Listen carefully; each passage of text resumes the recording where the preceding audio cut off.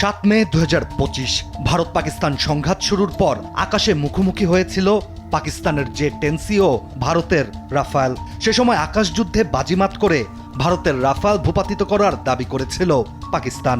এরপরই বিশ্বজুড়ে ব্যাপক আলোচনার সৃষ্টি হয়েছিল চীনের তৈরি জে-10C যুদ্ধ বিমানটি নিয়ে। আর এবার আলোচিত সেই যুদ্ধ বিমানই কিনতে যাচ্ছে বাংলাদেশ। এমন খবর সামনে আসতেই বাংলাদেশের আকাশ প্রতিরক্ষা ও ভবিষ্যৎ বিমান শক্তি নিয়ে শুরু হয়েছে নতুন আলোচনা।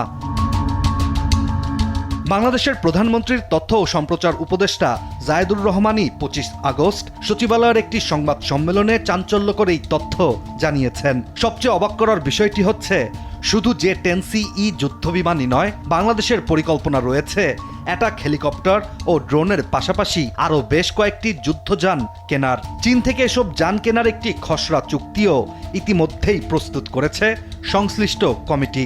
জে-10 ফাইটার বাংলাদেশ কিনতে পারে এই ধরনের। এখন অনেকের মনেই প্রশ্ন, কেন এই জে-10CE? কি আছে এই যুদ্ধ বিমানে আর কতটা শক্তিশালী এটি? চীনের চেংডু এয়ারক্রাফট ইন্ডাস্ট্রি গ্রুপের তৈরি জে-10 সিরিজের সর্বাধুনিক রপ্তানি করা সংস্করণগুলোর একটি হলো এই জে-10CE যুদ্ধ বিমান।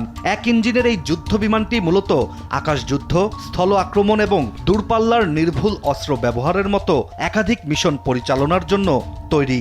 এর সবচেয়ে বড় শক্তি শুধু গতি নয়, এটিতে রয়েছে অত্যাধুনিক সেন্সর, রাডার, ইলেকট্রনিক ওয়ারফেয়ার এবং দীর্ঘ পাল্লার ক্ষেপণাস্ত্রের সমন্বয়। চীনের এই চতুর্থ প্রজন্মের অত্যাধুনিক যুদ্ধ বিমানের সর্বোচ্চ গতি 2120 কিলোমিটার প্রতি ঘন্টার। এছাড়া এই বিমানের রয়েছে আধুনিক ককপিট, হেলমেট মাউন্টেড ডিসপ্লে এবং ইলেকট্রনিক ওয়ারফেয়ার সক্ষমতার মতো প্রযুক্তিও, যা বাংলাদেশ বিমান বাহিনীর জন্য একটি বড় উন্নয়ন। আকাশে যুদ্ধ বিমান শুধু উড়েই নিজের সক্ষমতা প্রকাশ করে থাকে না, যুদ্ধ বিমানের শক্তি নির্ভর করে অস্ত্রের উপর। বাংলাদেশের কিনতে যাওয়া এই যুদ্ধ বিমানটি সাধারণত PL-15 মতো বিয়ন্ড ভিজুয়াল রেঞ্জের এয়ার টু এয়ার মিসাইল বহন করতে সক্ষম, যা শত্রু বিমানকে চোখে দেখার আগেই শনাক্ত করে দূর থেকে আঘাত করার বিশেষ সক্ষমতা রাখে। এটি জে-10C যুদ্ধ বিমানের অন্যতম বড় আকর্ষণ।